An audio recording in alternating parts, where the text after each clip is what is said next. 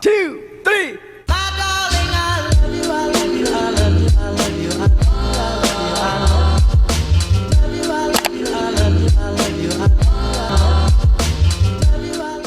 A night out with friends can change everything. For one college student, it became the last chapter of her life. As usual, if you have anxiety or paranoia issues, I would suggest you not stay. But if you do stay, that's your business, you have free will. Now let's get into this case. In March of 2008, 22-year-old Eve Carson was enjoying a night out with friends. They were having a good time and making happy memories together. Meanwhile, 2 men were also out that night, but their intentions were very different. Instead of looking for fun, their aim was to find someone vulnerable. Eve, full of joy and innocence, didn't know that danger was near. The night seemed bright and cheerful for Eve and her friends, but it was dark for the 2 men roaming the area that fateful night. What started with smiles and laughter holds a tragic turn of events, reminding us that the world can sometimes be unpredictable, and not everyone has good intentions. Eve was born November 19th of 1985, and grew up in Athens, Georgia, a lively college town filled with energy and opportunity. Eve was a shining star in her community, known for her kindness and willingness to help others. Anyone who knew Eve knew that they could count on her for support or even advice. She was not a selfish person. Instead, she always put others first. Eve excelled in her academics. In high school, she even became class president, and served as a vice president of the National Honor Society.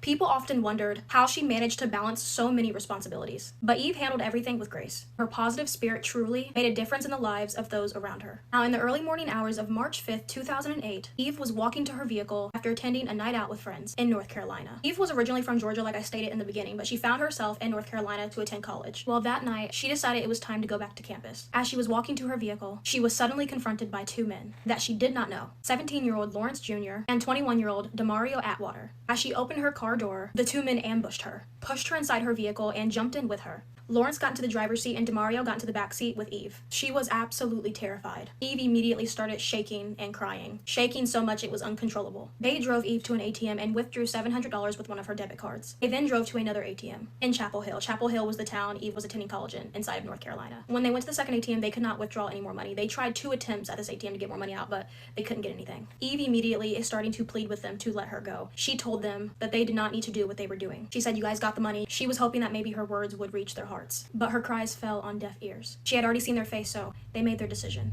After the failed attempt at the second ATM, Lawrence, the driver, drove to a wooded neighborhood. It was dark. Demario still in the back seat with Eve, holding her at gunpoint. The driver started feeling the weight of the situation. Despite her pleas, Lawrence and his friend Demario refused to turn around, as she begged for her life. They were scared that she might report them to police. Lawrence himself was on probation, and he knew that if he got in trouble again, he would face a long time in prison. The car came to a complete stop. Eve asked both of her abductors to pray with her. She begged them to pray, probably because she knew these were going to be some of her last moments, but they did not want to. As they forced Eve outside of the vehicle, she stood there and tears filled her eyes. Lawrence suddenly shot Eve multiple times. She had a shot in her right shoulder, a shot in her hand, a shot in her right butt cheek. The other shots went elsewhere. These shots did not kill her. She fell to the ground, pleading with her abductors, but they didn't care, not one bit. So Demario got a shotgun, put it to Eve's right temple, and pulled the trigger. This was her final blow. The shot to her right temple also went through her right hand, showing that she tried to protect herself from the shot. Demario and Lawrence left the scene quickly, getting into Eve's vehicle and driving away as fast as they could. They were in Eve's vehicle because they both were jobless and bums. They'd actually asked a friend of theirs to drive them around to look for a victim, but their friend declined. So one of the boys took their own mother's car. They set out to rob somebody because they were too much of bums to have jobs of their own. So they chose someone innocent to just take some money from. Soon after Demario and Lawrence fled the scene, a woman living in a nearby neighborhood called police to report that she heard gunshots. Officers rushed to the area and checked the nearby woods. And this is when they discover the lifeless body of 22-year-old Eve Carson. She was deceased. Eve's family was contacted soon after, and they could not believe what police were telling them. They were devastated.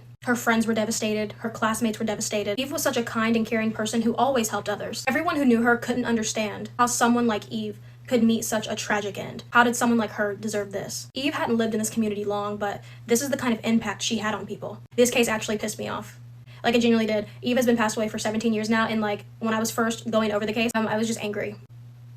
Like, those pieces of shit. But I don't even want to give them too much of my breath, of my time, because they don't deserve it. They deserve worse than prison time. Anyways, these 2 dumbnuts didn't know that there was a camera at the ATM. And then police officers had gotten some tips, witnesses had recognized them. It all came together. Literally 3 days later, Demario was arrested. Then a day later, Lawrence was arrested. Demario got, I think, 2 life sentences, and then Lawrence got 1 life sentence. Yeah, I'm done talking about them. They should have definitely got the penalty, if you know what I mean. They've been in prison, right, for 17 years. They're eating food every day.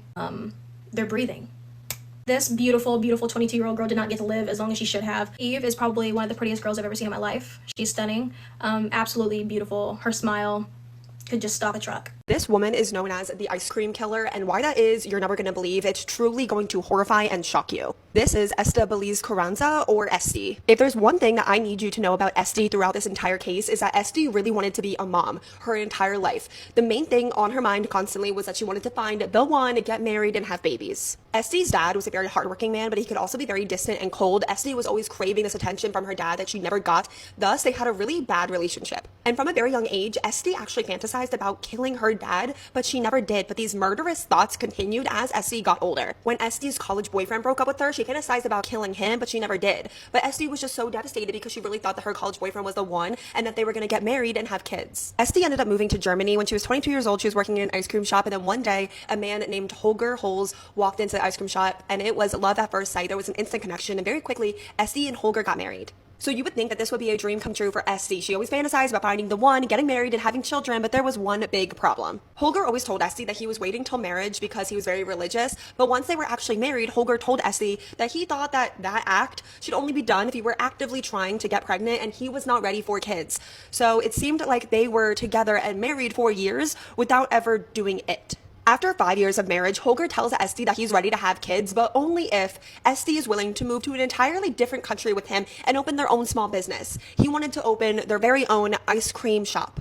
So they do it. They move to Austria, they open their own ice cream shop, and still, Holger does not put a baby in Esty. And even worse, even though it was Holger's idea to open this ice cream shop, he doesn't help at all with it. He sits around all day playing video games as Esty does all the work. According to Esty, Holger was an awful, mean husband, and eventually Esty starts having an affair with this man, Manfred Hinterberger. Esty wants to be with Manfred. She thinks that he's the one, that they're gonna get married, and they're gonna have babies. So she asks Holger for a divorce, but even though they're separated, they're still living in the same apartment. Esty said that during this time, her ex-husband Holger was nasty, belittling, mean, rude, and eventually those murderous thoughts that Esty used to have came back. On April 27th, 2008, Esty shot Holger 2 times in the back of the head. And then she just lived life as normal with his body in their apartment for 3 days. She tries to cremate Holger's body inside of their own apartment, but quickly realizes it's actually a lot harder to completely cremate a human body because we're like 90% water. She was able to create a big enough fire to have the fire department called, but she was able to talk her way out of them actually coming into her apartment. So Esty moves on to plan B, which was dismemberment by chainsaw. Esty put a different part of Holger in different ice cream tubs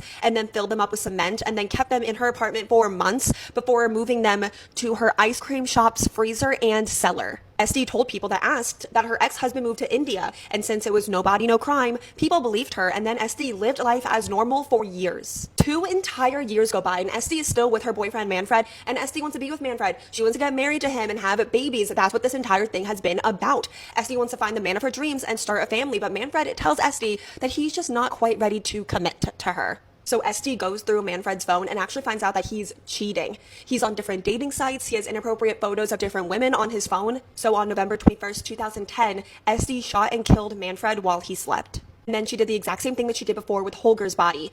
Chainsaw, ice cream tubs, concrete, and then stored Manfred's body right next to Holger's in the ice cream shop's freezer. A few weeks go by and Esty actually gets herself a new man. It's one of Manfred's friends, a guy named Roland, and Esty thinks that Roland is the one that they're gonna get married and have babies. But on the morning of June 6, 2011, it's been years since Esty has killed Holger and now Manfred. Esty goes to her ice cream shop and learns that the jig is up. It turns out during the night, the hairdresser that was right next door to Esty's ice cream shop, well, one of their pipe burst, and the workers, to fix it, actually had to go into the cellar of Esty's ice cream shop. They were working on the pipes, they're moving some stuff around, and there they find an ice cream tub with a human leg sticking out of it. Esty flees to Italy, but is caught and arrested 4 days later, and then she just makes a full confession. But tell me that this isn't absolutely crazy. The entire time, Esty's motives for all these horrific, terrible crimes that she was committing was because she wanted to be a mother more than anything. Well, when Esty was arrested, she was 2 months pregnant with Roland's child. She commits these terrible crimes because in her mind, she's just weeding out these guys because she's looking for someone to like knock her up, and then she finally does, and she's arrested. Like, don't get me wrong, I'm happy she was arrested. She committed senseless murders for no reason. I just find it so ironic that it was all because she wanted to have a family, and then she finally does, and then she's arrested. It's also so crazy, I'm sure you guys already thought it, that for years, people were eating ice cream out of that same freezer. And also pretty nuts, Roland actually stuck by Esty even after she was arrested arrested for killing her 2 previous boyfriends, he actually did marry her while she was in prison. Esti gave birth to a son that she will never see because she was given life in prison. And this is also wild, and I swear I've never heard this in a case in my entire life. If you're from Austria, please let me know in the comments if this is even true, because I could only find it in a handful of articles. But apparently in 2017, it was determined that Esti was too dangerous for a woman's prison, so she was transferred to a men's only prison. Someone please confirm to me if that's true or not.